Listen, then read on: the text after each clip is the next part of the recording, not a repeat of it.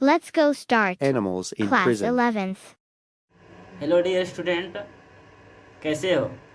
हम लोग फिर अपने विजार्ड ऑफ इंग्लिश क्लासेस के यूट्यूब चैनल पे फिर से आ गए हैं। इस बार जो हम लोग 11th 12th दोनों का बहुत ही शिद्दत से इंग्लिश और ग्रामर करने वाले हैं डियर स्टूडेंट, राइट।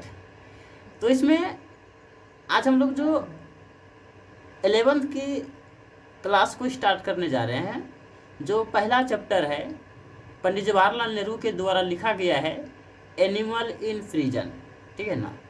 यानी कि जब जेल में कोई जानवर की तरह कैदी रहता है, यानी कि जेल में जो कैदी हो एक जानवर की तरह रहता है, इसी के बारे में बताया है कि पंडित जवाहरलाल नेहरू जब जेल में था तो उस समय वो किस किस रूप से कैसे कैसे वो अपना वहाँ पे रहने का प्रयास करता था, ठीक है ना। कैसे वो अपना इन्वायरमेंट को वहाँ पे डेवलप करता था, एटमॉस्फेयर को, ठीक है। इसी के ऊपर हम लोग बात कर रहे हैं। 11th क्लास का है डियर स्टूडेंट, आप एकदम फ्री ऑफ कॉस्ट यहाँ से पढ़ सकते हो, बहुत ही शिद्दत से समझाएंगे line by line. Part 1 part 2 करके हर चैप्टर का वीडियो डालेंगे डियर स्टूडेंट, ठीक है ना।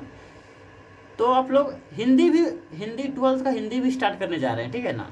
आप सिर्फ धैर्य से बनाए रहें और उससे हम पूरे कवर कर देंगे डियर स्टूडेंट, ठीक है ना। तो चलिए हम लोग अपने टॉपिक पे आते हैं, ठीक है ना। Okay, bye. कहता है कि ये जो लिखा गया है एनिमल इन प्रिजन चैप्टर, ये जवाहरलाल नेहरू के द्वारा लिखा गया है, ठीक है। तो जवाहरलाल नेहरू 1889 से 1964 India's first prime minister, India's first prime minister,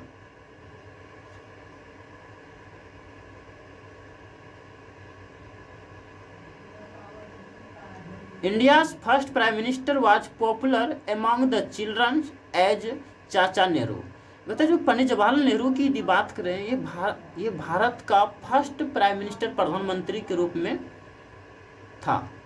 was popular among the children as चाचा नेहरू।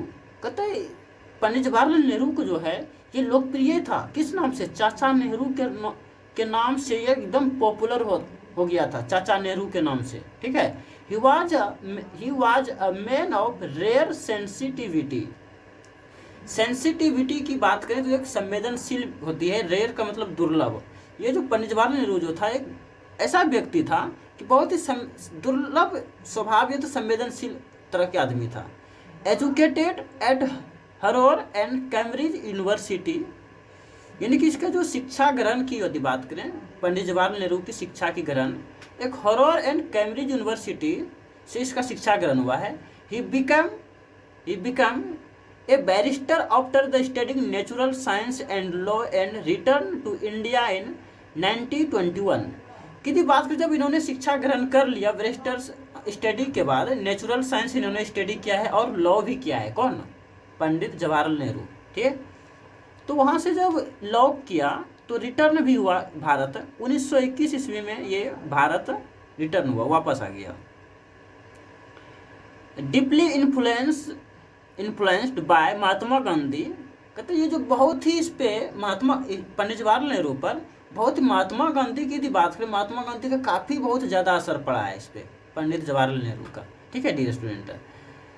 तो he joined India politics and soon emerge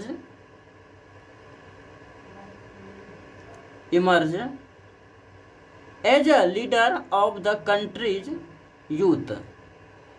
तो इन्होंने ज्वाइन किया भारतीय पॉलिटिक्स, बहुत ही जल्द ज्वाइन किया, एक युवा नेता के रूप में देश में उभर के आया। ये कौन, Pandit Jawaharlal Nehru. Okay dear student.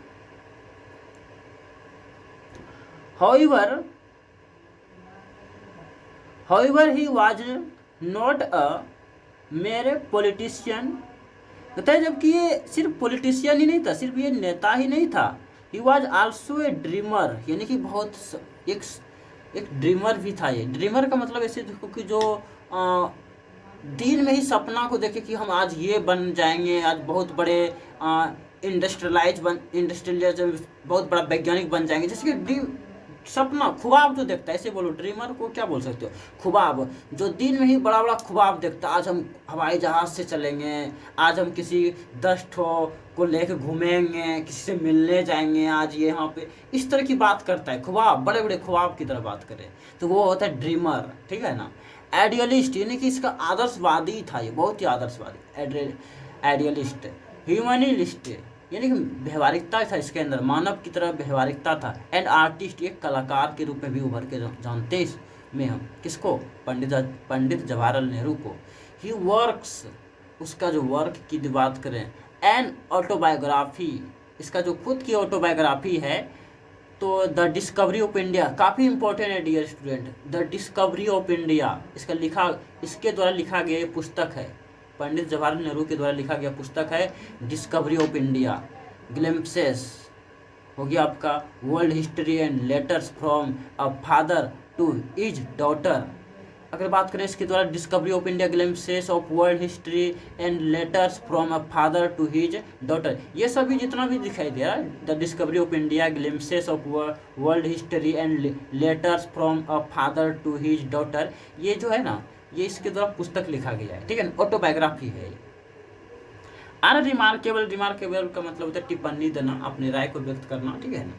For a rare beggar and the beauty the establish him as a master of English prose. इन्होंने इसकी बात करी बहुत ही सुंदर से, बहुत ही सुंदर पूर्वक और बहुत ही दुर्लभ तरीके से इसका एक टिप्पणी भी किया है, ठीक है ना। दे इस्टाब्लिश ही जे मास्टर ऑफ इंग्लिश प्रोज, ठीक, मास्टर ऑफ इंग्लिश की कविता में, मास्टर यानी कि मास्टर ऑफ इंग्लिश प्रोज में इसके बहुत ही अच्छे तरह से इसका बखान किया गया है, समझ गए ना, इसके बारे में बताया गया है।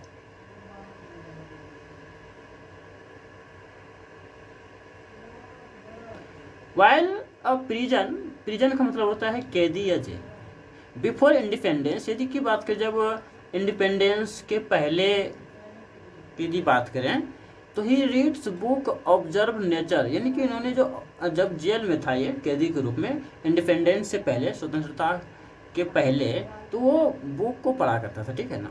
ही read books, observed nature, dreamed at times and wrote in his powerful and poetic style about all that he thought and felt. यानी कि यदि बात करें, इन्होंने वो जेल के, इंडिपेंडेंस के पहले की बात करें, जब जेल में था ये, तो उस समय इन्होंने बुक को पढ़ा करता, रीड किया करता, नेचर यानी प्रकृति का ऑब्जर्व किया जाता था, ड्रीम यानी कि बहुत बड़े बड़े सपना देखते थे, एक ही टाइम में बहुत सारी चीज़ें करता था, लिखा भी करता था, कुछ डायरी के रूप में, जैसे कि अपने जीवनी, आज क्या मेरे साथ क्या घटा, इस बारे में वो जेल में कुछ से कुछ लिखा करता था, अपना विचार को उसमें बहुत ही स्टाइल, बहुत ही अपने तर्क संगत बातें दिया करता था डायरी में, बहुत ही स्टाइलिस्ट की तरह। His elegant political prose is best captured in his the autobiography. इस ऑटोबायोग्राफी में बहुत ही अच्छे तरीके से इस चीज़ को कवर किया गया है, पॉलिटिकल प्रोज, इस प्रोज में बहुत ही अच्छे से इसके राजनीतिक के बारे में, ओके। ही ऑटोबायोग्राफी, इस ऑटोबायोग्राफी में, the flowing the extract taken from an autobiography, ये जो है ऑटोबायोग्राफी में reveals Nehru's love from nature. तो इस ऑटोबायोग्राफी में जो ये बताया है कि नेहरू जो है प्रकृति के लिए कैसा प्रेम करता था, प्रकृति से, जो भी प्रकृति में है, जानवर हो, कैसे कैसे किस किस जानवर से उन्होंने कितना प्रेम किया, किस किस जेल में, सभी इसी के बारे में इसमें टिप्पणी किया गया है।